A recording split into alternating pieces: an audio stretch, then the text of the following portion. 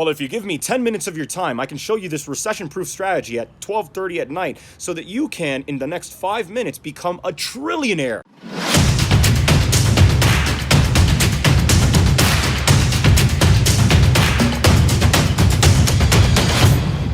Okay, there's a lot of bullshit that's out there about recession-proof strategies. I'm going to give you recession-proof strategies that worked for me that aren't bullshit, all right? So one of the things that I did first and foremost is while I was working my 9-to-5 job, I developed a personal brand. I started showing people that I knew exactly what I was talking about, because without showing proof in the things that you know, people won't know that you know that stuff. So you got to show proof, and that's creating a brand. And also being consistent. More important than a brand, though, is making sure that your reputation stays intact. It can take you years to build a good reputation, but it can take a day, an hour, a minute for your reputation to be completely destroyed. So if you're going to build a brand, just as a side note, make sure your reputation stays in place. Number 2, you need multiple streams of income, literally, like from everywhere. Like if you can have 20 streams of income, awesome. But here's the thing.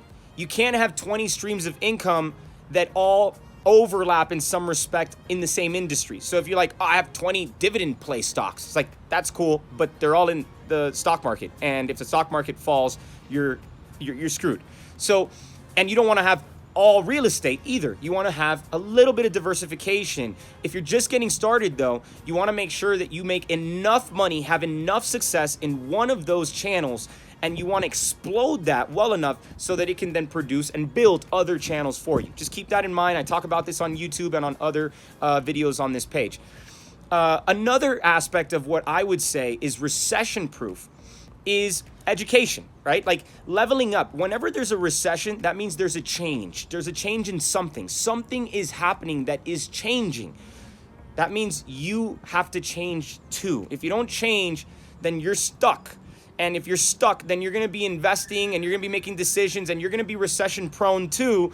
And you could suffer during those times. So during a recession, if you, let's say, lost your job, you lost your channels of monetization, then education should still be another channel that can lead to new monetization channels in the future. Another aspect of the market that I think is undervalued, underappreciated, maybe even oversaturated in some respect from a standpoint of digital businesses is online, the web. Build a business that offers services online that doesn't require you to have that much output of cost to start up, so you don't have that much risk. A recession-proof strategy is when you don't have that much risk. You could still take a hit, but that doesn't mean that you lost, or that doesn't mean that you're going to fail. But you need to make sure that you have a system that is tied into a larger audience, because when you have a vast audience, let's say in one country they're having problems, but in another they're not, or in one city they are, in another city they're not. When you have a digital online business, you can essentially control your risk and your reward, because you can market to those specific audiences and you can still capture the demand, even though not every market is doing well. So these are just a few different insights I've used, and I also recommend you use.